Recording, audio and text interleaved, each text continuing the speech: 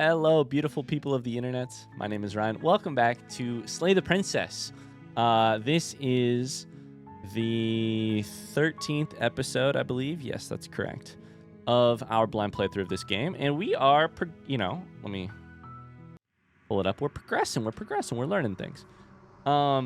Still an amazing number of these are blacked out down here, which is very intriguing for me. My list of things I would like to accomplish in this game includes 2 things that happen with the witch. So what we're going to try and do today You're here is to slay. Get to the witch. And then either fight dirty or don't turn your back. Those are my options for things I would like to try and do. Let's It's all part of the job. go to the cabin. I think the way that you get the witch short path to the cabin is to my notes say that the first time I got the witch, I went to cabin, no knife, talk a bit, examine chains, go upstairs for knife to help her escape, then slay her. Let's try that. Welcome. I hope you're having a great day. Let's see what we can learn the interior today. of the blade is... So we do not take the blade. We just enter the basement. And we will see... The door to the basement creaks open. We need to talk a bit. Just checking in on you. You are? It's been so long since anyone's come down here. I was starting to think they'd forgotten about me. You walk down the stairs and lock eyes with the princess. Can you help me get out of these chains? Let's talk a bit first. Okay. Yep. Then let's... What are you going to do if I let you out of here? The princess hesitates before responding. She doesn't know. She's been down here too long to have any idea of what she'd do in another life. She knows what she'd do. She's just searching for whatever answer she thinks you want to hear. Are you looking for the truth, or are you looking for the right answer? Because with the dynamic we have going on here, I don't think the specifics of what I do really matter. It's not like you'd believe me. I love that they wrote the princess smart enough to understand the game we're playing. In almost, I think in every situation that you're playing a game. This game would be so bad if it'd be so much less meaningful if the princess was an easy deceit, like an easy deception, or like the princess was not punching back on your level to be like, it's possible you could be playing a game here. The same thing we're always doing to the narrator, the princess is always doing to us.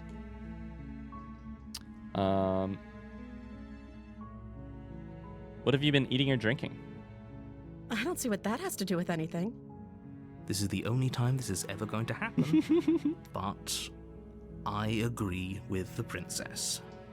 That's hardly relevant. Okay, but actually, what has she been eating? She has to eat, right? Sorry, I'm trying to turn my fan on. It's hot as shit in here.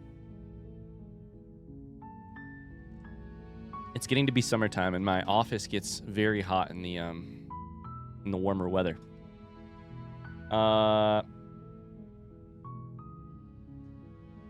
So let's see here. I don't know if either of these matters. No. We need to examine the chains. Let's try examining the chains now. I'm getting you out of here. Let's examine the chains. You're only making this more difficult. Thank you. Thank you. You're making a huge mistake. I think the way you make the witch is you sort of like, unfortunately, you sort of like whiplash her a little bit in terms of like, no knife, but I don't trust you enough. Let's talk for a little bit. But then again, I'll examine the chains. You're doing the right thing. And go get them to let you Walk out. up to the chains binding the princess to the wall and give them a tug. They're large and heavy, far too solid for you to even imagine trying to break them apart.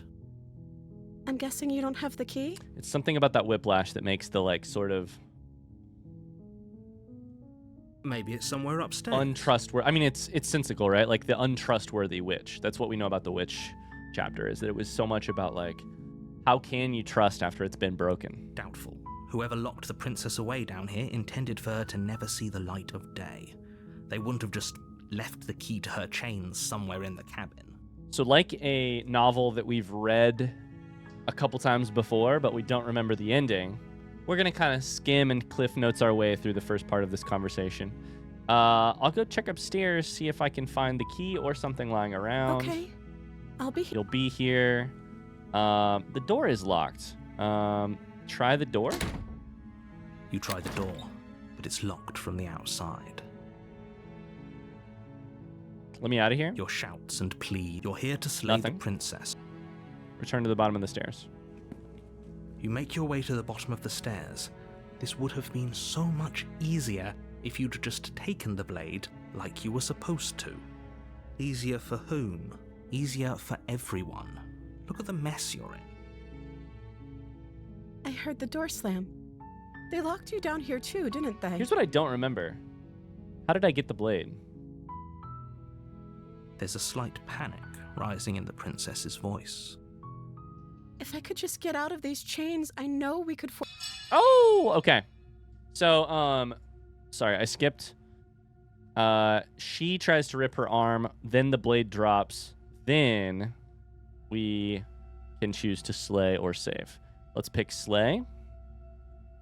Without hesitation, you bring the blade down and plunge it into the princess's back. Finally.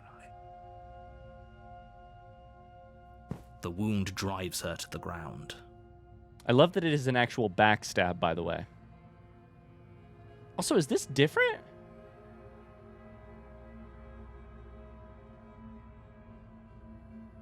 It says without hesitation. Did that mean I fucked something up? We literally backstab her. She was trusting us, not trusting us, learned to trust us, then we backstab her. Try to go upstairs to get knife. Then slay her when given the chance. I'm just writing down my choices. Okay. There's no going back now. I'm with you to the end. You bastard. Were you lying to me this whole time? The princess pushes away from you, the motion ripping the blade from her back. This might be different. This might be different. Red alert, SOS. Wounded, but still alive, she crouches on all fours in the corner of the room and meets your eyes with the ferocity of a cornered predator. Okay. Okay, this is very interesting. Things got very interesting here. You've made a terrible enemy, and there's nothing in the world that can possibly save you from me. I thought we had the upper hand, but it's as if she's barely even threatened by us. Okay. I don't know where this is going to go. It's an act. She's wounded and unarmed. There's nothing she can do to hurt you. Wait, this could be the same. I wrote down in my notes, and I just looked at this. To get the witch, I die, she's wounded. I'm not so sure. So, Don't waver now. As you ready your blade to deliver a lethal blow, she lunges at your legs with the same animal ferocity she used to tear at her arm. animal ferocity. Your blade cuts into her again and again as you're tackled to the ground, your body racked with pain as she rips into you with tooth and claw. The writing is really driving at the animal ferocity, tooth and claw. Forget about trying to rescue her. This is about survival now. Give her everything you've got. Slay the princess. Though your nerves are seizing with pain, you know you've done your fair share of damage as well, your blade having left deep gashes in the princess's back. You seize a moment of hesitation to throw her off of you and shakily push yourself back to your knees. We can still turn this around.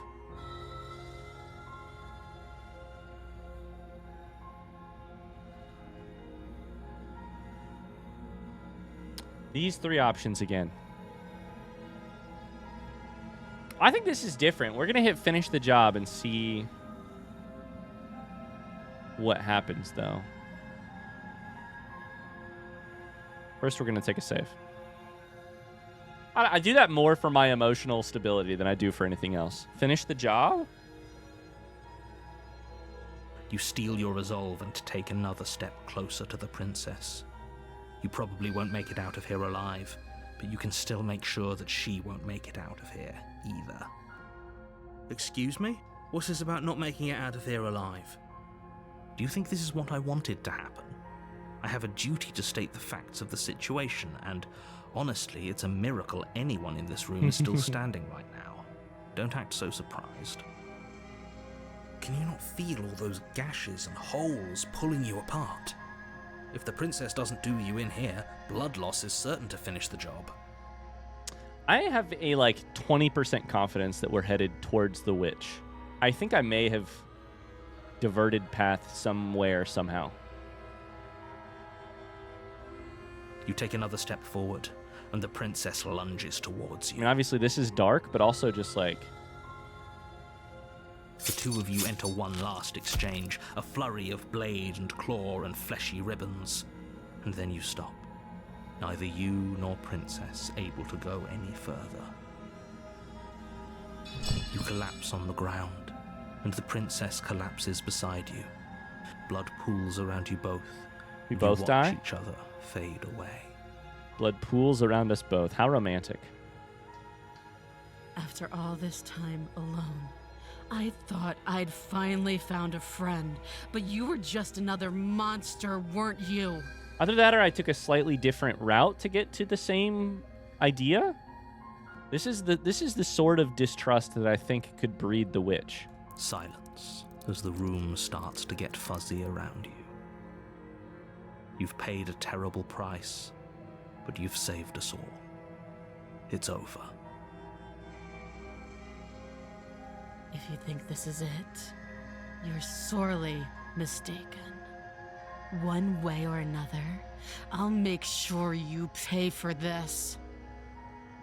But you don't have time to worry over such things. Everything goes dark, and you die. The best laid plans of mice and men. I can't wait to see what this chapter title says. The witch. Okay, well, hey, we got there. We got there in a slightly interesting way. You're I on a think that was path different. in the woods, and at the end of that path is a cabin. But feel free And in the basement of that to cabin tell me is a princess. in the comments below. Feel free to tell me in the comments below. Was that a slightly different way to get the witch?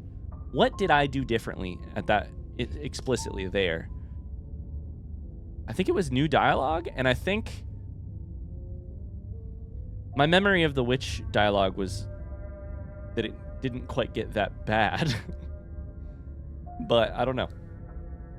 Probably the no hesitating is my guess. Okay, so from here, the things that I would like to try and do are fight dirty or don't turn your back. I have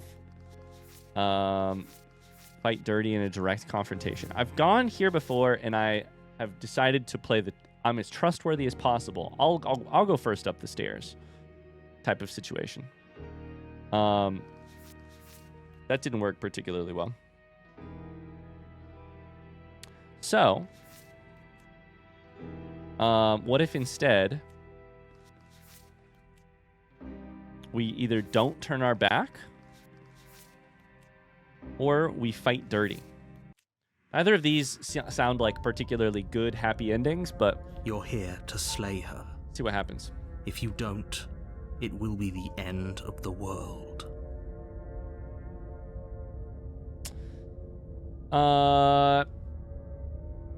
Let's go to the cabin.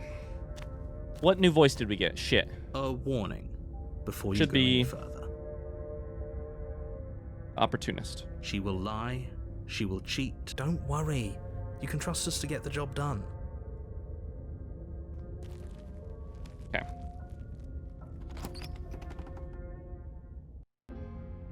The interior of the cabin is a mess of twisted roots. The walls a chaotic weave of knotted wood that, almost as if by accident, just happened to resemble a room. Okay. We've heard this before. This might be a relatively...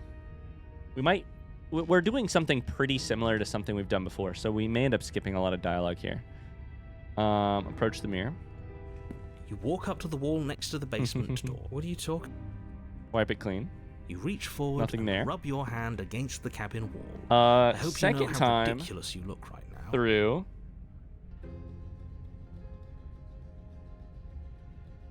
Second time through. Last time I played on chapter 2.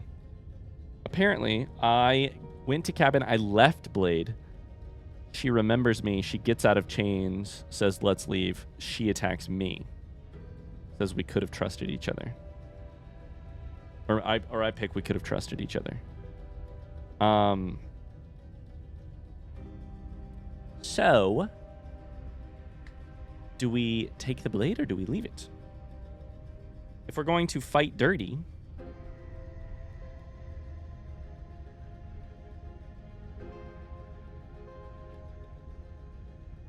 take a save just in case, right?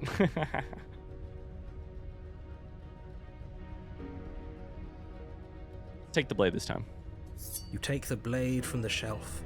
It would be difficult to slay the princess and save the world without a weapon.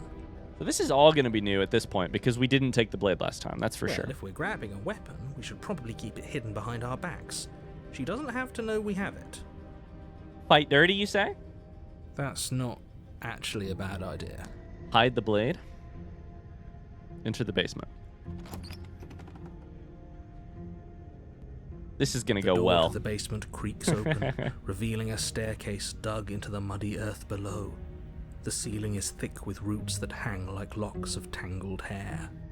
The weak starlight from the cabin windows behind you can barely penetrate the gloom here, only illuminating the edges of an opening below.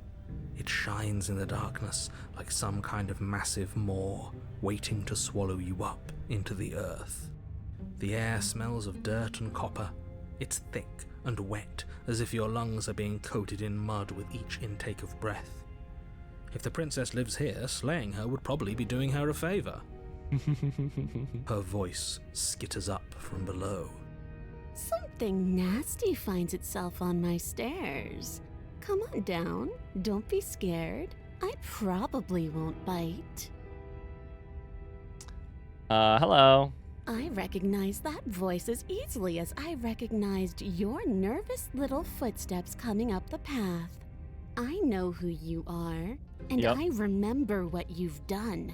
She must have you confused with someone else. She seems friendly enough. Maybe we can talk our way out of this whole situation. You can't. Unless you slay her right away, she's going to break free and end the world. There's no reasoning with what she is. Look, I'm just throwing ideas out there. I like to think out loud. I'm the kind of guy who likes a discussion. Don't we want to hear what everyone has to say before making any big decisions? Oh, opportunist. You just want to know exactly where all of the cards lie so that you can make the best decision for yourself that exists. Do you want to hear what everyone has to say? Or do you just want to hear yourself talk? You need to stop lingering. Your task is to slay the princess, not endlessly debate about what to do with the princess. Fine. You're the boss. Okay. Thank you. You descend the basement steps, entering the dark room below. You can just make out the shape of the princess in the gloom. She's huddled against the far wall, her eyes bright and glaring from amid the thick roots. And there you are, one hand tucked away behind your back, gripping that She knows. sharp blade, no doubt. She knows. That's no fair. How would she know that? So, we've dropped the pretenses. This is what I mean about the princess has to be a smart character who can play the game as well as you if this game is going to be meaningful. Good. She's acting like the two of you already know each other. We do. Oh, no. You've already been here, haven't you? Mm-hmm. That's pretty sharp. How'd you figure that one out? Call it deductive reasoning. Well, you seem to be great at it. Do you remember us then? Do you remember last time? No, I don't. But you and the princess clearly have a shared reality, even if I'm not a part of it. I'm just Okay, we'll glad skip. we could put all this behind us. Is it all behind us? Just focus on the task at hand. I don't Skip. care if you've been here. Let's chat her up a bit, don't talk to her. You're just going to make things more... Well, Okay. I seem to remember you having a tongue. So, we apologized a lot last time. We talked about mistakes. We talked about the fact that we made mistakes. I think we apologized. Fight dirty? What does fight dirty look like? You scared me when you started gnawing your arm off. It scared me, so I stabbed you. Things got out of hand. Let's let bygones be bygones. Things got messy, but we should team up. Why do I have a nagging feeling you're going to stab me in the back if I help you out of here? I don't want to hurt you, but clearly there's some broken trust. Take this as a gesture of my goodwill. Give her the blade. Yikes. I don't trust you. Not enough to free you, and definitely not enough to get close to you. Leave her in the basement. I'd like to be straightforward in my intentions. I didn't care for how you treated me last time. I think you might be a danger to the world. I'm going to attack you now. Oh, this is interesting. I don't know that any of these options particularly reek of playing dirty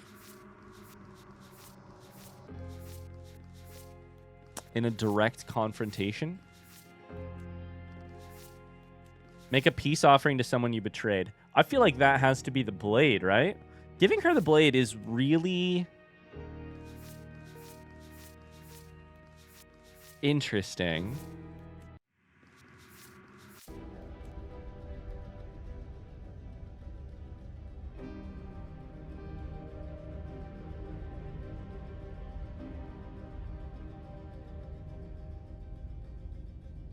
Last time I didn't even have the blade to give her. God damn it, my curiosity is getting the better of me here. Oh, I'm being tempted. I'm being fucking tempted by this.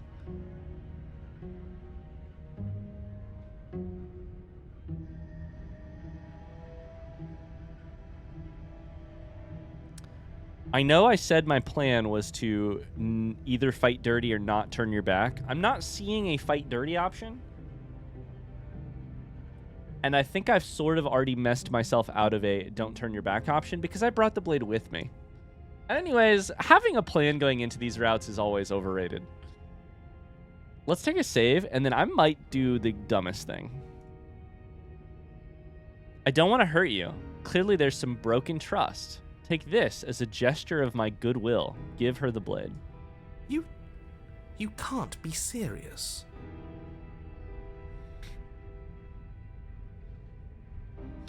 I don't know.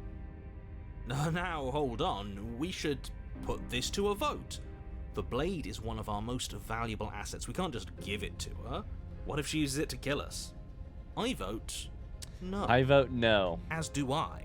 Well, I already clicked it. So...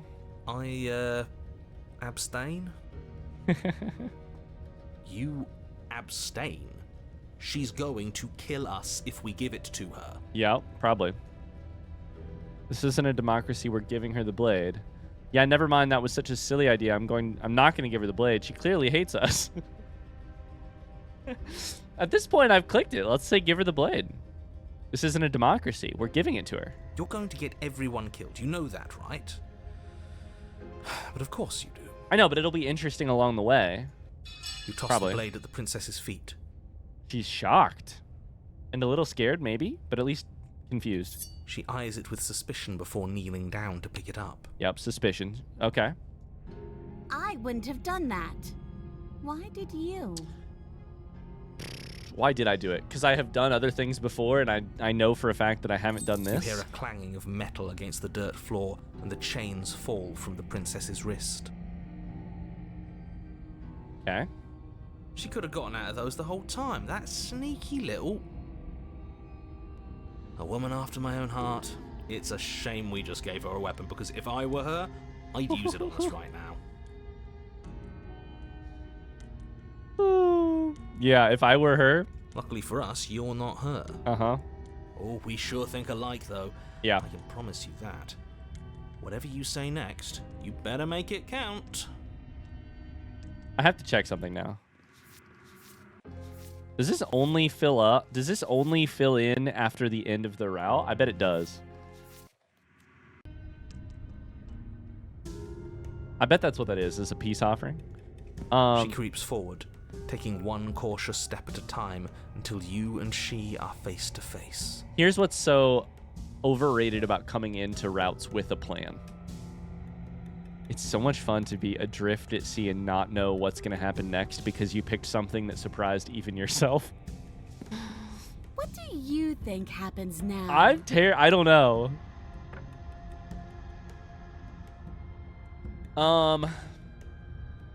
Oh, I love this dialogue option already.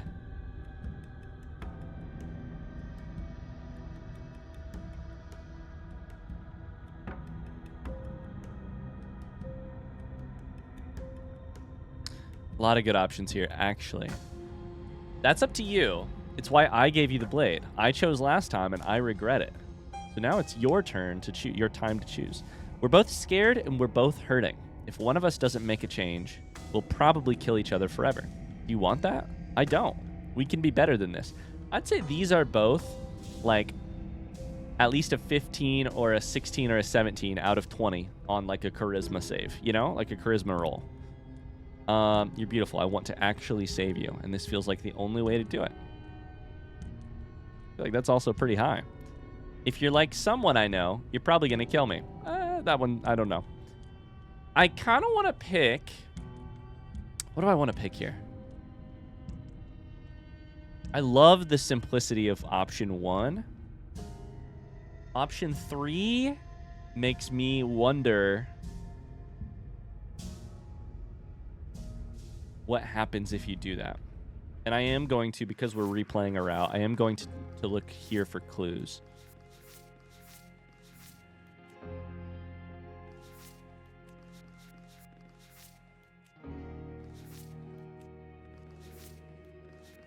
The only thing that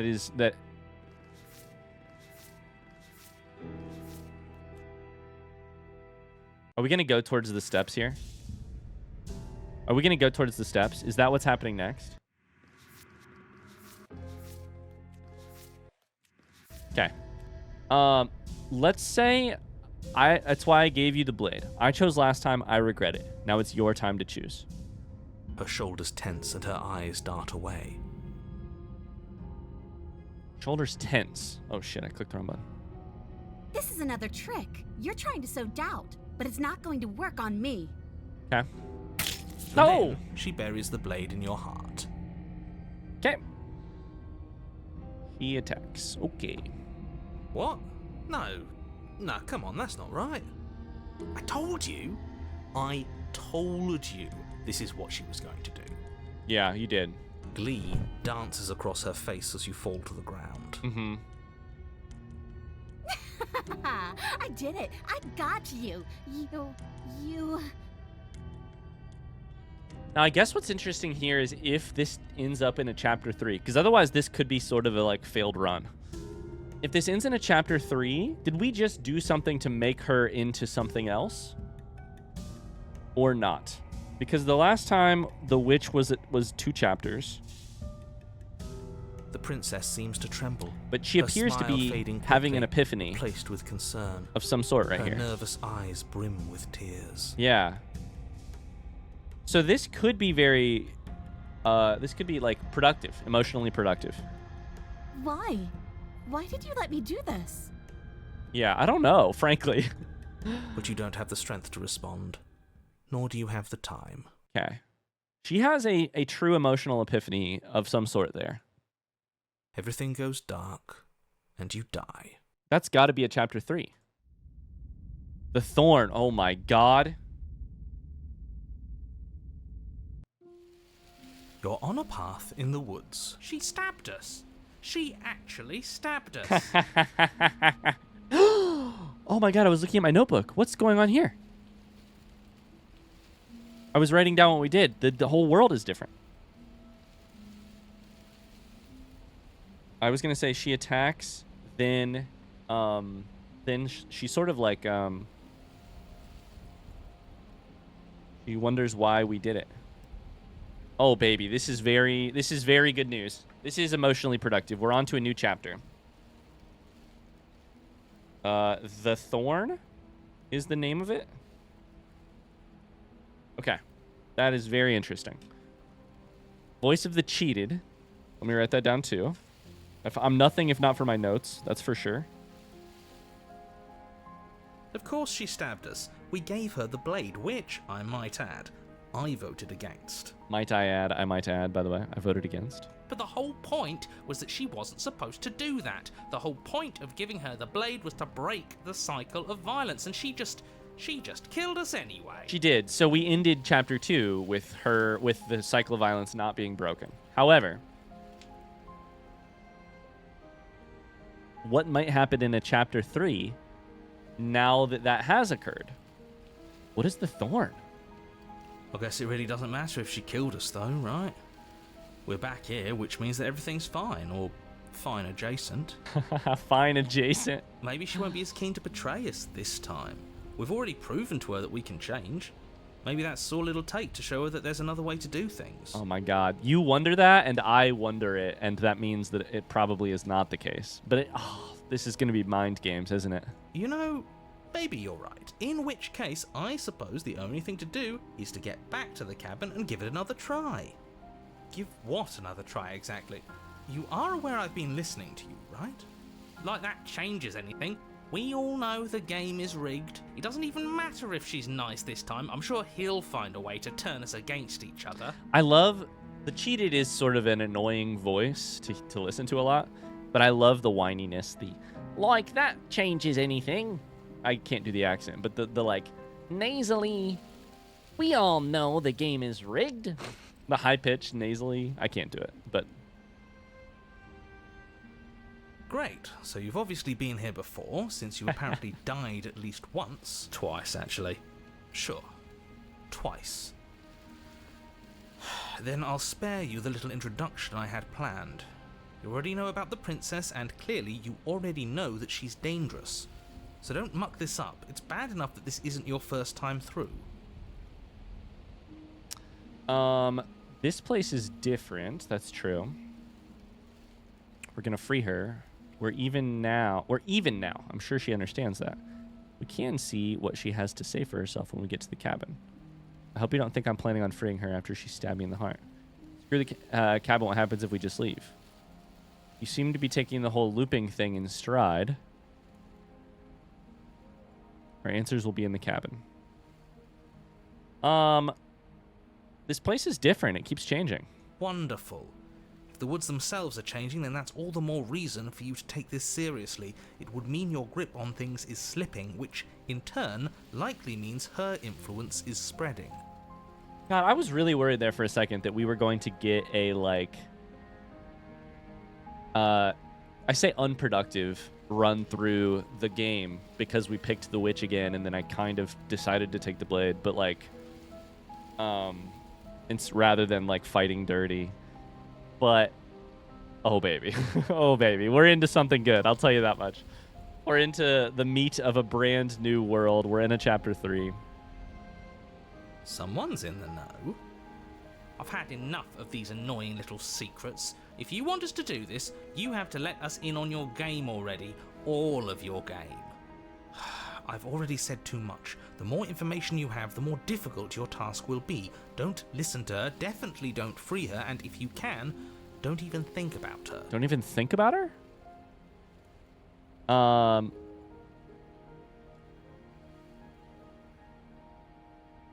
You're taking this whole looping thing in stride. What do you want me to say? It's bad that you've been here before. It's bad for you, it's bad for me, and it's especially bad for the world. The more times you run through this, the more likely it is that you'll fail.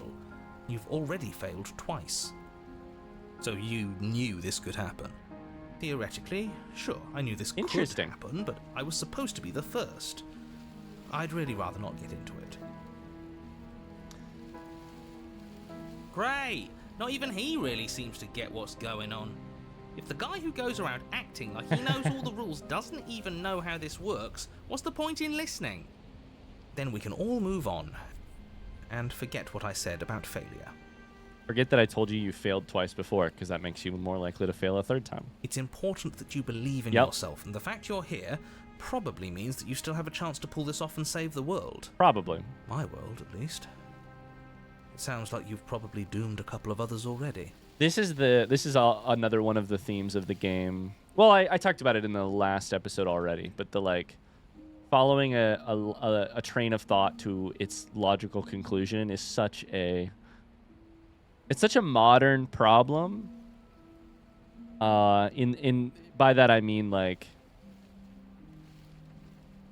we're at the point in sort of like human history where like we understand enough about our brains and about our like conceptions of the world that like we are aware that humans are narrative making and narrative consuming beings.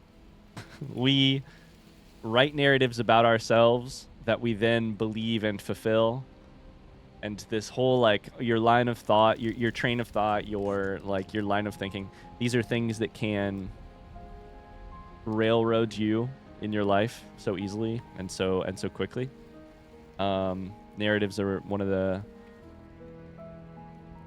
as one of my favorite writers says, I'm not going to quote it exactly, but Ian Lee says narratives are one of the most dangerous things we have. Yeah. The game is so smart on that front. Maybe the smartest game I've played on that theme specifically. Probably. I think it probably is the smartest game I've played on that theme. No other game has even explored it really as much as this game has. Anyways. I need to stop talking. Think Same. Happy thoughts. Think happy thoughts. That's, I have to say it. To actually like be engaging thoughtfully as the narrator and the player and the voices with this paradox of, oh no, the more you think you have failed already and therefore shall fail, the more it becomes true. To engage with that paradox in a thoughtful way. And then the golden way to top that off is to just say something as dismissive as, I need to stop talking. Think happy thoughts. Okay.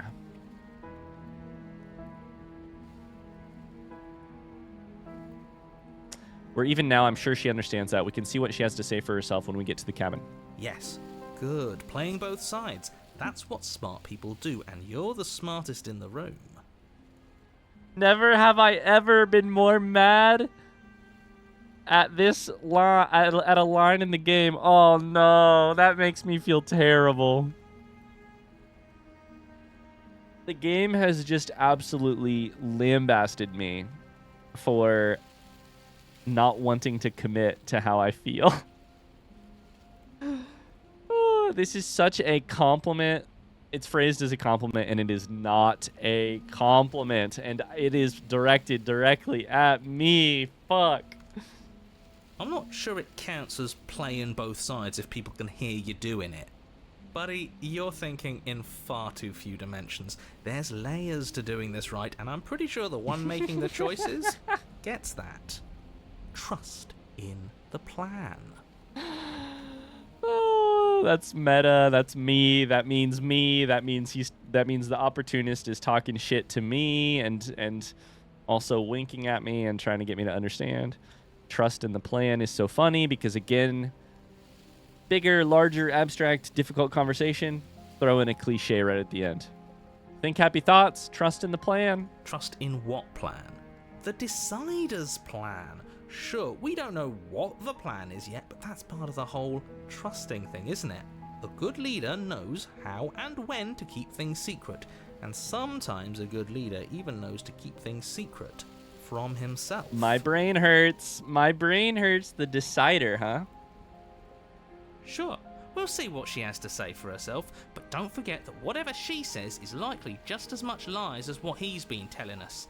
We should keep our cards close to our chest. If I were you, I'd remember what she's done. You know how dangerous she is. And you should know that someone like her shouldn't be let loose upon the world. Remember what she's done. You know how dangerous she is. You should know that someone like her shouldn't be let loose. Okay. Answers are at the cabin. It isn't long before you find yourself at the base of the cabin. I think it's clear where everyone stands at this point. the thorny ground. I don't know if I'd say everyone. You talking about me? I have a position. It's a good one, too. Ignore him, he's just talking for talking's sake. My position is the only one that matters. You know what you have to do. Okay. My position is the only one that matters. You know what you have to do. Oh boy. Let's proceed to the cabin.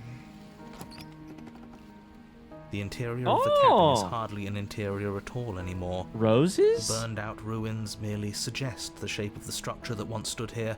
Rose Charred thorn? wood still reeking They of don't look ash, like roses. but beneath it lies the fresh smell of spring growth after rain, the promise of new life in the wreckage of the old. Okay, so let's do a little writing lesson just super quick. You've all read novels. You've all read like a story or a novel or a piece of writing where you're just like, why is the writer wasting my time, especially in more literate stuff, describing the environment when what I'm doing in this chapter doesn't have anything to do with the environment. The environment always has something to do with what you're doing in the story. Always. At least in well-written shit. I've read plenty of bad stuff where it's like, the sky was overcast. The sun, I've read stuff where it's like far too blatant. It starts to rain right at a moment where your mood sours. Like we get it. Like we that isn't really doing anything for me because we knew that we could deduce the character's emotion before it started raining. Right? But in an ideal world, the setting, the environment, the sort of like non-action description adds to or in summation with the rest of what you're reading, adds to your emotional picture and your emotional understanding and the tone and all of that, right? So let's ignore the last line here, the last clause. The interior of the cabin is hardly an interior at all anymore. The burned out ruins merely suggest the shape of the structure that once stood here. Charred wood still reeking of ash, but beneath it lies the fresh smell of spring growth after rain. The last line to me explicitly says what we're meant to sort of deduce from this from this paragraph. So let's ignore it because I think that's part of it. But let's look at the actual sentence here.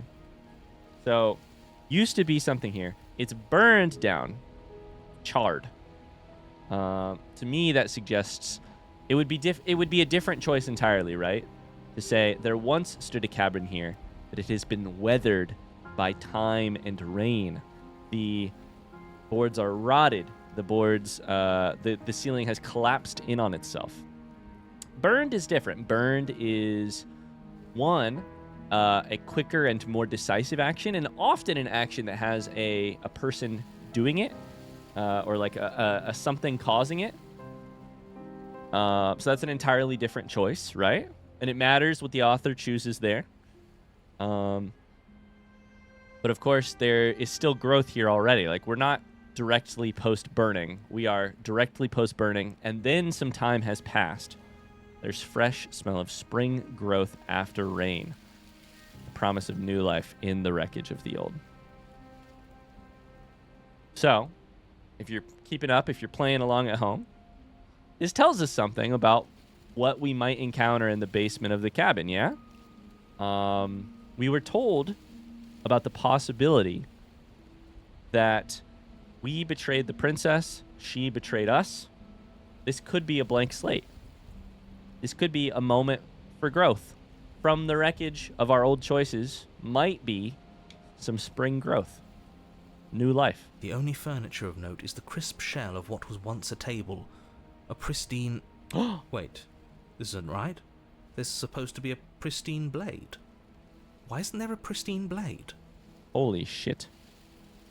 Thorny... I haven't written down any stuff yet. So it's a thorny world. Go to burnt cabin. No blade there. It's not that you don't take the blade. There's no blade there. We gave it to her last time. She can't still have it, can she? I don't know. Well, it's not here. And if she has it, let me guess, you want to get all chummy with her. The opportunist? Never. Look, as far as I see it, if it's between him and her, I say we side with the one who has the weapon. It's just the smart thing to do. I wouldn't be so hasty. I'm sure the blade will turn up somewhere. She can't have it. That's not how this is supposed to work. The other possibility here is that it is hidden in some way, shape, or form. Last chapter, I took the blade and I hid it behind my back. Is it possible that the narrator is hiding the blade behind his back, that the princess has it and is hiding it behind hers? Of course we don't get to make a choice about the blade. Every single time we come back here, something has to be different. The only thing I see is the mirror. You're right, the mirror is back. There isn't anywhere for us to go. But there isn't a mirror. I still don't get his angle here. Seems like whatever we do, he's always going to say it isn't there. He's either a liar, or he doesn't hold all the cards. But I think we already knew it had to be one of those. Yeah, this is a beautiful line about the narrator. What an easy summation of the narrator. He's either a liar, or he doesn't hold all the cards. So, is the door to the basement behind the mirror? So we've played the game enough to know there are places where the narrator does not hold the cards. The narrator's voice will fade. The narrator is a powerful but limited power, and you can break him. You can break out of the scenario. I promise you there isn't a mirror, and there isn't a door to the basement. The entrance is more of a burned-out frame than anything else, and it's right there on the far side of the room. Do you really not see it? Go to the mirror. You step forward and approach the scorched entryway leading to the basement, hesitating before you begin the descent. It went away when we touched it last time. Not that this place always follows the same rules. Wipe it clean. You reach forward and wave your hand through the hollow entrance leading to the basement. You really thought there was a mirror there, didn't you? That can't be good. As if things weren't unpredictable enough.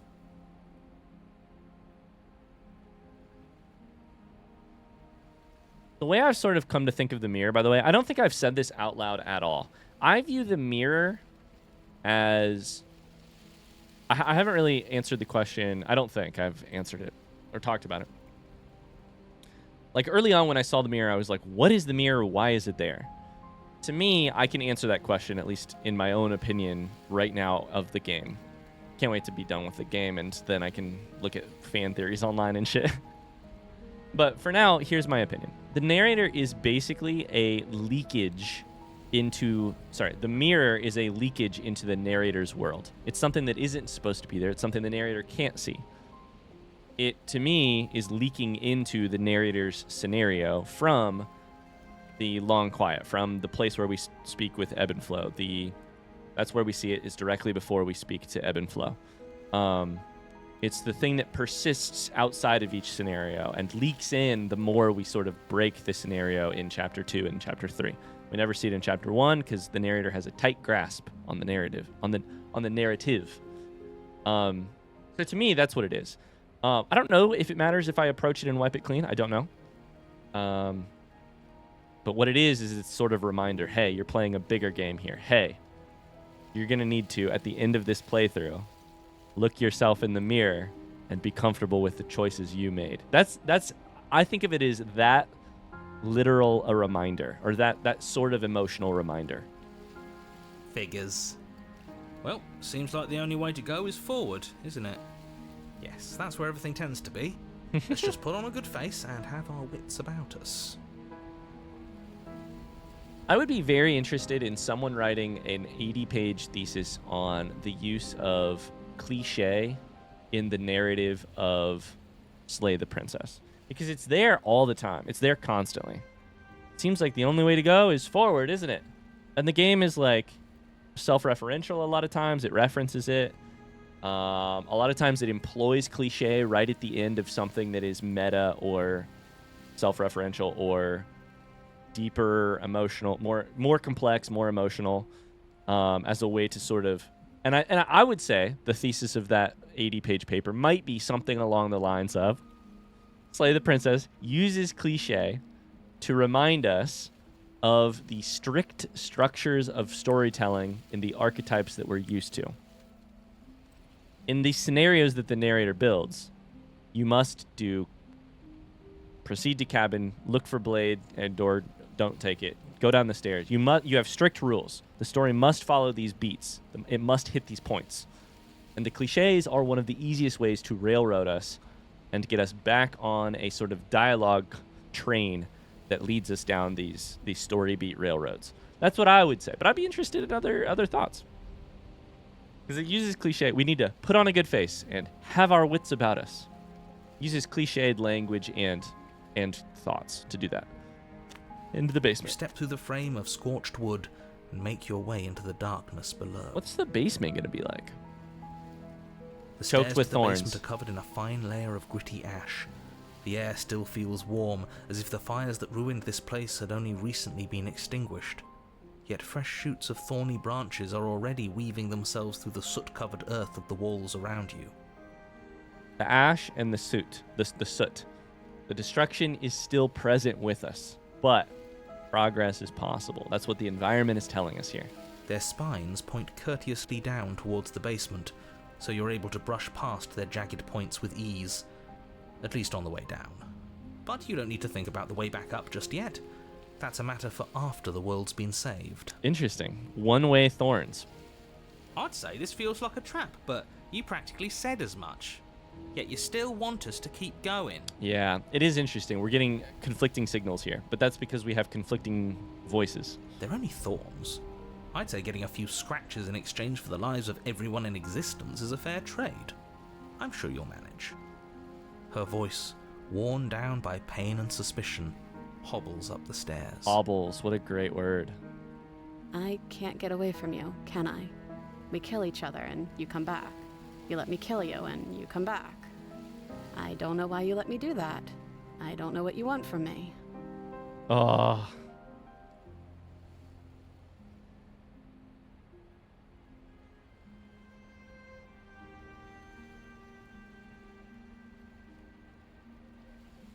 I think I'm going to like this. I think I'm going to like this. Can we talk about how wonderful language is that you can say a thing like her voice hobbles and it makes emotional sense? It's lovely. It's lovely. Poetry. How do I feel right now? I want to figure out a way out of here for good. I don't know what I want. I never really chose to come here. I want to free you. I mean it. I want to talk, really talk. Let's say I don't know what I want. I never really chose to come here. I think you know how this goes. I'm down here and I can't leave. So come down and talk. It's not like I can stop you. Proceed down the stairs. You continue down the basement stairs, brushing past the smooth edges of thorns that grow more and more plentiful as you make your way forward. What a lovely image, by the way, that we're sliding. We're sliding the way that you can slide, but the minute we try and pull our hand out, we won't be able to. The minute we try and step out. You step out into what was once a vast open cavern, now overrun by briars and prickles and thistles. The space thick with hostile vegetation. Why is the vegetation so hostile? But it has flowers up top. Is that saying something about the fact that the princess and I are trapped in a world very hostile to us? With the presentation, with a surface presentation of beauty and welcoming. What's the deal with those flowers? At the heart of it all, encased in a tight weave of vines, is the princess. Her bloody, trembling hands clutching a pristine blade. She's encased in thorns and holding blade. Did you know this was going to happen to me? Are you here to watch me suffer? Are you here to laugh? Oh, this is beautiful. The scratches, her baggy, tired eyes, her sad voice, her weary, world-weary voice.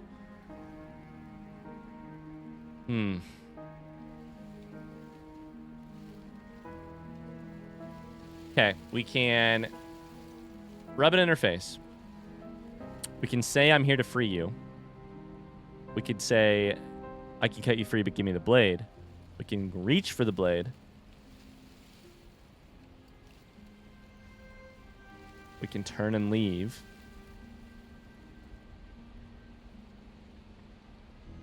We can turn and leave with lots of flavor, lots of different flavors.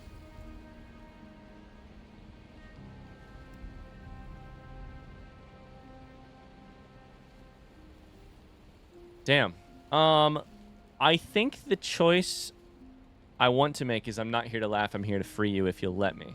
We should save here, though, just for funsies, you know? Just for funsies.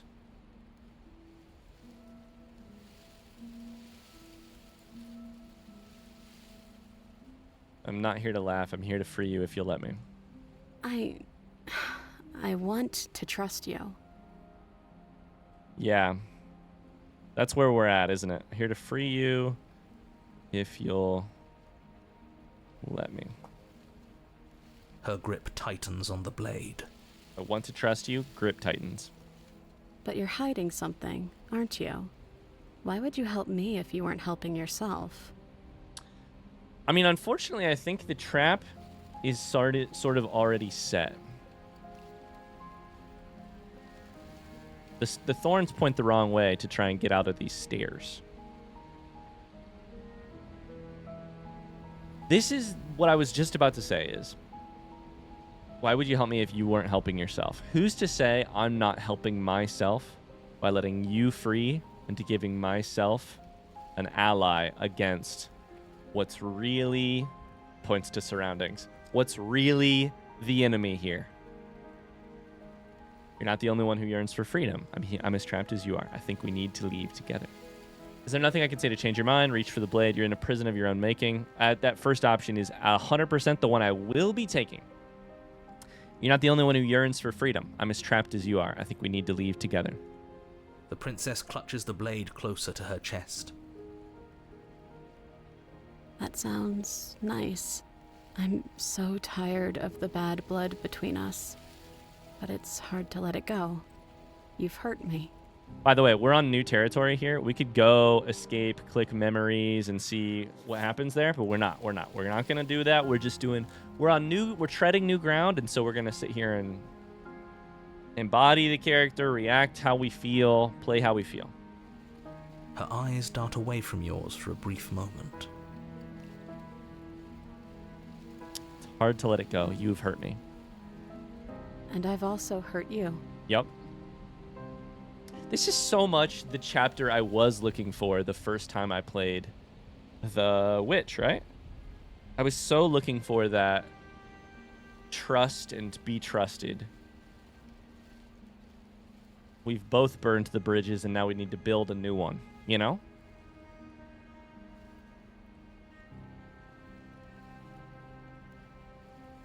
Is there nothing I can say to change your mind?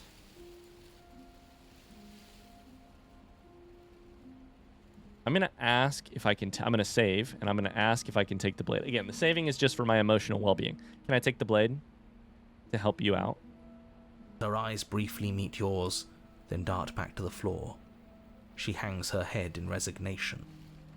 What's she resigned to? Okay. Reach for the blade. You reach towards her bloodied hands, laying your palm on her trembling fingers. She's scared. It's hard to trust. It is hard to trust. It's especially hard to trust if you've been badly fucking burned before. I know that personally. I know that theoretically. For a moment, she clutches it even tighter, her knuckles going white with the effort. Oh boy. This is actually making me emotional in a way that... so much of this game has been very smart, and then places of it have been very emotional, and we are full... on that needle that's waving one way, smart or feeling, it waves one way or the other. Right now, we are 10 out of 10 on feeling. But then the tension fades. Her grip finally loosens, and she allows you to take the weapon. Sometimes it's easier when you've been burned to grab really tight to the thing you know you can hold on to, rather than let it go and let someone else in. You carefully pull it free from the thorns, though they scrape at your skin, leaving red trickles of fresh blood all along your arms. This is an interesting chapter too, because it's like, it's just how do I phrase it? Let me think on it. I'll phrase it later. I'll be damned. She really gave it to us. It feels like it's been so long since we've held real power in our hands. Yikes. I wonder what we should do with it. We free her, obviously. It's the right thing to do. What does the opportunist say to that? I think you're right. She's as much a victim in all of this as we've been. Besides, it would really stick it to him to free her. Or, hear me out, we slay her. Right here, right now. She's never been so helpless, and if we don't take advantage of that, we may never get another chance. God, the opportunist gives me whiplash. The opportunist is so quick to charismatically go with the flow in a conversation. And then the minute a crack in the door appears, the door that leads to more power, more opportunity, the opportunist weasels their way into that crack. That sounds like a splendid idea. You should listen to him. We've all said our piece. Now it's time to make our move. It's 2 against 1. It's 2 against 2. I was going to say, it's... I'm so mad I didn't say, isn't it 2 against 2? And then click the button, because I was about to say it. And one of the best parts of this game is when you're like, I think it's 2 against 2. And then the game says, it's 2 against 2. You don't count. And why shouldn't he count? Because he's clearly not one of us. That doesn't matter. He's been with us the whole time. He should get a say. So what's happening right now, because of the way the political lines lie in this conversation, the opportunist has seen a crack in the door. Oh, my power is only my power if the narrator gets to keep their power? Well, suddenly, I'm team narrator. I wasn't before, but this is the only way I get to keep my hand on the blade. So, did you mean it? Or was I a fool to hand my life to you? We're going to cut her free. Those are some interesting options, though. Holy shit. We're going to cut her free. Yes, what a good idea. Let's cut her free. Oh, interesting. A door is open and you're sticking your foot in it to try and get in there? What's this, opportunist? Oh, so you're suddenly team free her. You can't just switch sides as soon as we make a decision. I'm loving this chapter for what it's teaching us about the opportunist. My understanding of the opportunist was very incomplete before these last 10 lines of dialogue. I can do whatever I want, and I believe with my whole heart that this is Yep. the right course Yep. of action. Let's telling you. free this princess. I'm telling you. Even if he'll stick a knife in our back as soon as he has the opportunity, it's still better to have him nominally on our side. At least that gets him to shut up for a while. Nominally on our side. See? We're all friends here, united in our actions and intentions. I'm getting nervous about you. Yeah, united. But the other one has a point. If it keeps you quiet, sure, we're all friends. You take the blade to the thorny vines imprisoning the princess, and she flinches, relaxing only slightly as the blade slices into the thick vegetation rather than her arm. And she flinches again as the last of the vines is cut away, as if, after all of that, she's still expecting you to turn on her and stab her in the heart. But you're not going to do that, are you? Still, all it would take is a single slip of the blade. Is that really all you've got, threatening us with an accidental misstep? I expected more from you. Our blade didn't even waver when he said that. Yeah, you're right, he's a bit of a nobody, isn't he? Good thing I've been on your side of all this since the beginning. Since the beginning. The princess falls into your arms, tears Is her streaking down dress- her cheeks. I can't believe you're making me describe this. I hate you. Is her dress made of thorns? Now here's the question. I've believed up to this point that the situation, and her crown is made of thorns too, that the thematic world of this chapter is that she's willing to trust us if we'll just trust her, and that the real enemy is the narrator, aka the environment, the world, the situation, the scenario. Now we get to learn whether or not that's true. You actually meant it. You rescued me.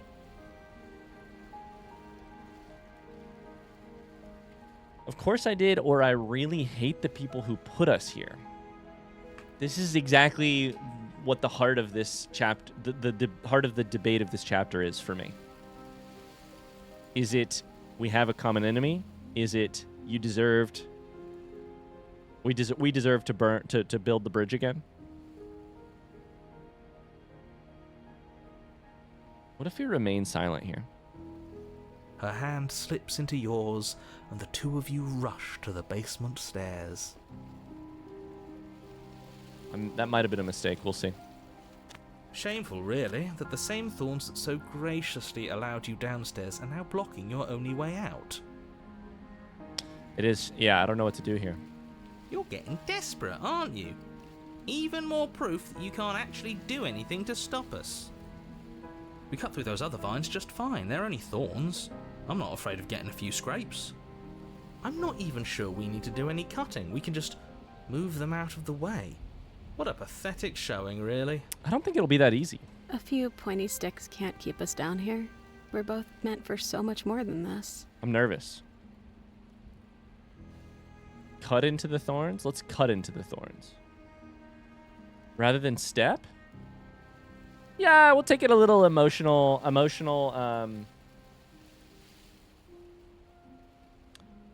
safety net and take a save. Cut into thorns. As you swing your blade into the thorns covering the basement stairs, they yield. A yield. Both What a good you word. And the princess ascend the stairs without obstacle. This is unacceptable. The second you step out of this cabin with her, the world ends. Do you hear me? What did the world ever do to you to deserve this? Well, do you want an honest answer to that, narrator? Because what the world ever did to me to deserve this is it set me up. It set me up in a situation where I was inclined to feel paranoid, to distrust, to slay a person who may or may not deserve it, to make a decision that is not my decision but is instead the narrator's.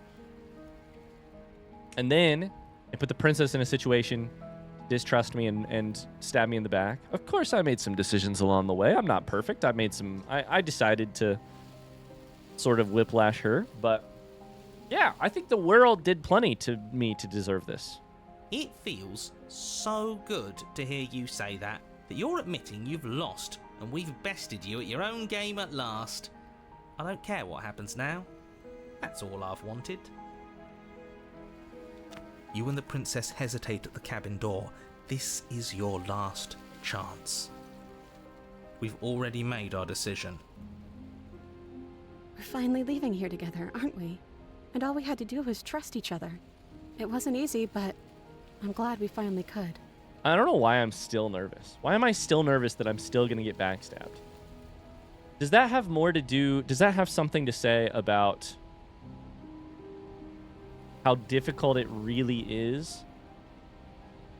I'm not particularly nervous I'm going to get stabbed by the princess.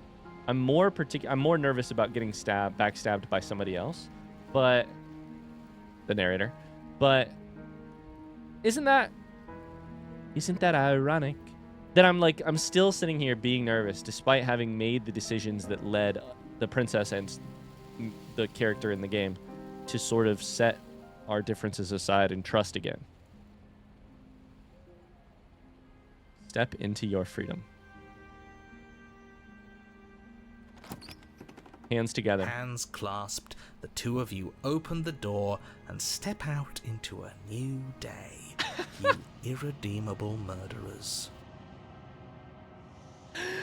Oh, me feeling like I'm in my happy ending and the narrator saying, "You irredeemable murderers." What do That's we so do now? funny. That's so funny. That's so funny. What a good chapter. I loved this. Where's everything going? Step into freedom. Well, we just ended the world. Why is it so cold? It's scary. It sucks. It doesn't feel as happy as I hoped it would.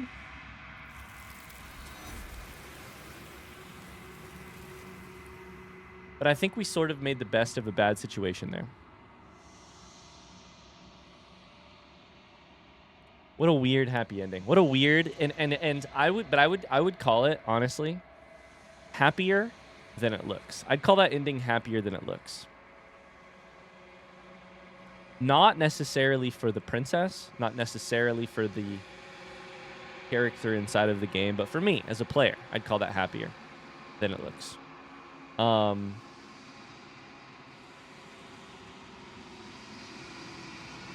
Because in a game where it is very possible to try to take the trusting decision and then still get stabbed in the back or punished for it, we found a way to do it ourselves and to have the princess do it too. To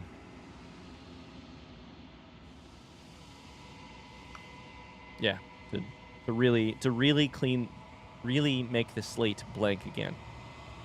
She's gone. Where did she go? Should we try and find her? And there's that mirror again. Why is it here? Why now? Got to do our comforting here. But it feels so bad. Like looking into it right now is going to be the end of everything. Otherwise, It's going to do something to us. I can feel it. Otherwise, maybe the comments are going to get on me. If they think it's bad, I'm with them. Yeah, of course you are.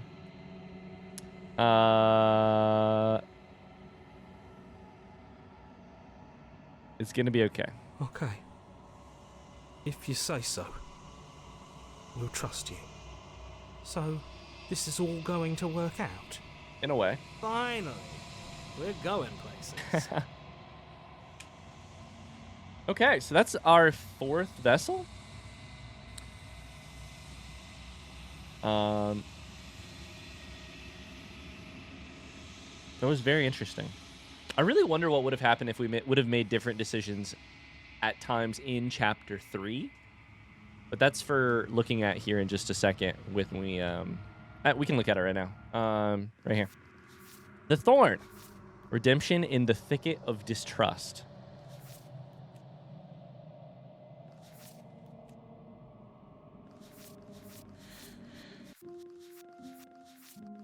Other options. Strike at a thorny rose's heart.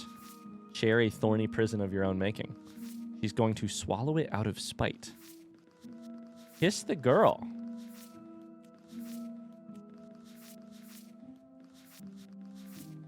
Kiss the girl. I wonder how we make that. I know how we make that. I know 100% how we make that.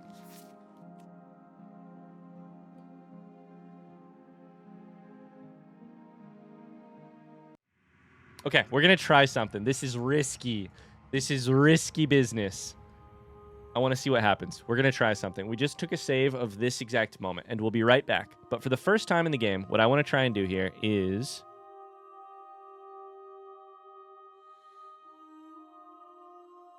take the choice here. We're going to speedrun this shit. Overwrite your save? No, sorry. I want to load this one. Lose unsaved progress. I have a save, so we should be good here. And I can make the same decisions either way. So, let's say, can I take the blade? Her eyes briefly meet yours, then dart back to the floor. Okay, so she lets us take the blade. She hangs her head in resignation. You reach towards her bloody then hands, we laying your cut her palm on free. Yes, what a good idea. Let's cut her free. Then you say, of course I did. You meant it. You rescued me. Remain silent might have been the reason that was so sad last time. The reason I didn't pick it was because it felt very... because number 2 felt really cheap. It meant we have a common enemy, and I'm curious about that option, but it's not how I feel. And option 1 felt frankly a little too happy to me. It felt a little bit too romantic. Like, you've hurt me, I've hurt you. And the way out of that is through emotional, is through relationships and intimacy. Rather than the way through it is, frankly, like an emotional connection, a tentative emotional connection that we can build back up. Let's choose. Of course I did, and see what happens. She smiles, her hand slipping into yours, and the two of you rush to the basement stairs. Okay. Shameful, really, that the same thorns that so graciously... You've heard this before. Desperate, aren't you? We cut through Okay. those other vines, I'm not even sure we need to do any cutting. A few pointy sticks can't keep us down here. We're both meant for so much more than this. Cut into thorns. As you swing your blade into the thorns, covering both you and the princess ascend the stairs without obstacle. Okay. It feels so smiling. good to hear you say that you're admitting you've lost. You and the princess hesitate at the cabin door. This is your last chance. We've already made our decision. We're finally leaving here together, aren't we? And all we had to do was trust each other. It wasn't easy, but I'm glad we finally could. Step into freedom. Hands clasped, the two of you open the door and step out into a new day, you irredeemable murderers. What do we do now? That is Where's the end. everything Oh, going? shit. Why Was is it about so staying cold? down there?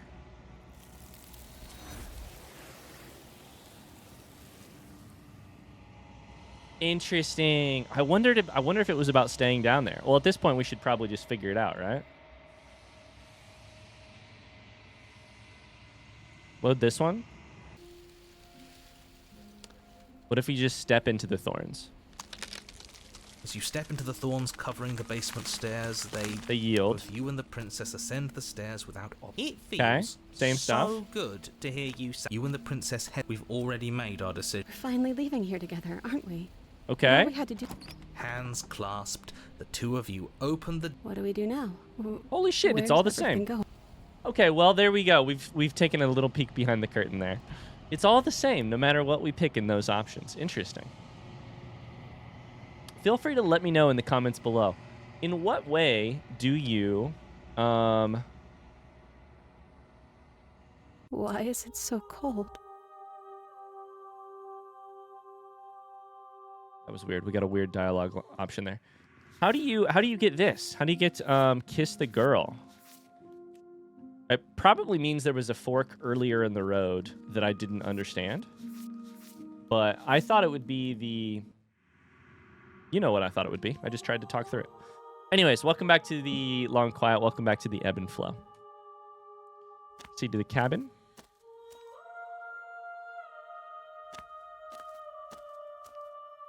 There's a world beyond the endless walls of the Long Quiet. We're supposed to be there. Do you know what we'll find out there?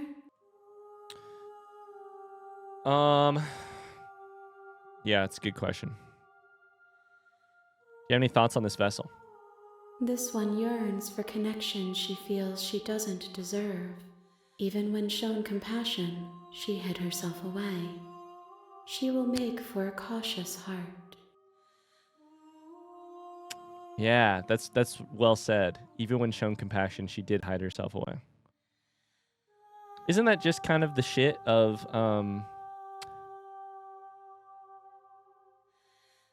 the bad hand you get dealt when you break someone's trust? It's not just that you're hurting them. It's that you're also sacrificing this. When you hurt people, all of a sudden a person coming at you with a kind, sincere heart feels like something you don't deserve because you aren't the kind of person who can meet them there. You don't deserve that because you have hurt people. I will never, ever, ever get tired of these kinds of conversations.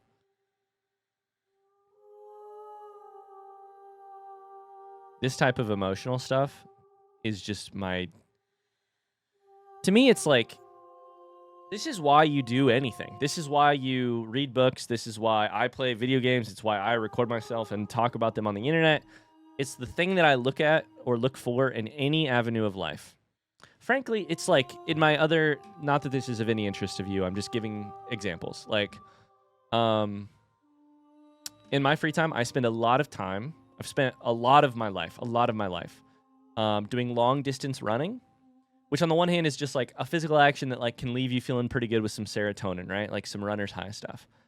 To me, the depth of the running stuff in my life, the reason I also help coach cross country, I coach middle schoolers in cross country, is that like the emotional and internal world of what happens, the battle you have with yourself, not about like, should I push harder or should I not push harder, but the deep shit, the deep human shit about like these narratives.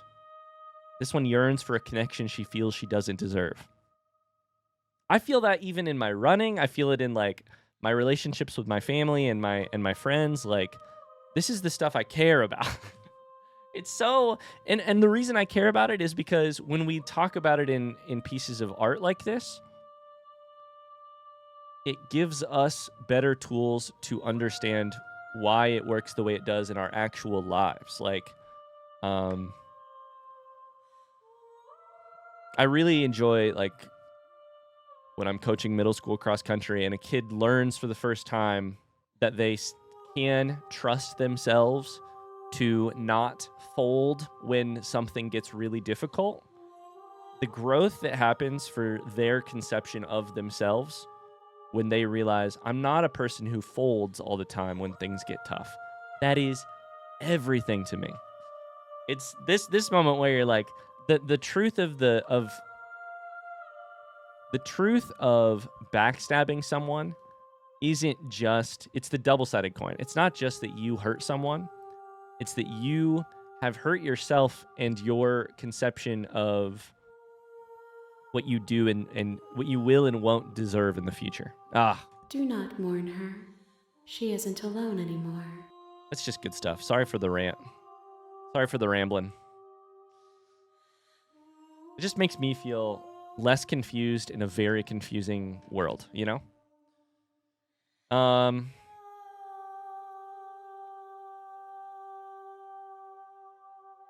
This is the second to last thing.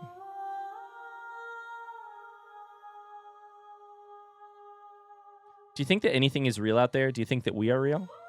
We are real. Nothing. Yeah, we've asked that before. Do you know what's going to happen when you awaken? If I did, I would already be awake. We've asked that before. I'm ready to go back. The next time I see you, each of us will finally know what we are. Yep. I will be here, waiting for you. Everything goes dark and you die. That is going to do it for the You're on episode. a path in the woods. Thanks so much for watching. And at the end of that path is a cabin. And in the basement of that cabin is a princess. Oh, that was a good run. I really enjoyed that. The Witch into the Thorn. That was very fun. We'll figure out what to do in the next run. And then from my list, I don't know that I'll go back to the Witch and try the things I actually planned on trying in this run. I've got my to-do list where I was like, I want to flirt with the Razor. I want to go to the Witch and fight dirty. I'm going to cross that kind of stuff off for now. Because I think, for now, I'm going to find one more thing to do in this run. And then I'm probably going to start looking at comments and stuff. I've been really enjoying trying to sort of navigate this part of the game on my own. But I think after one more run, we might be ready to sort of be like, I can take a look at the comments and be like, okay, what do I need to do to get to the stuff that you guys said you really want me to get to? Because I've avoided that so far because I want to. That's the thing about looking up information about games or getting backseat information about games is it's a one-way street. Once you go down that street, you sort of can't drive back the other way. Once somebody clues you in on how a game works, you can't unlearn that. You can't unstab someone in the back in the case of this game. Thank you so much from the bottom of my heart for listening to me ramble about the many feelings and the many thoughts that this game has allowed me to have. What a gift this game is, and what a gift your attention is. Thank you for watching with me and appreciating this game alongside me. I greatly, greatly appreciate it. Thank you. Thank you. Seriously. I'll see you guys in another video. Until then, have a great rest of your day. Bye-bye.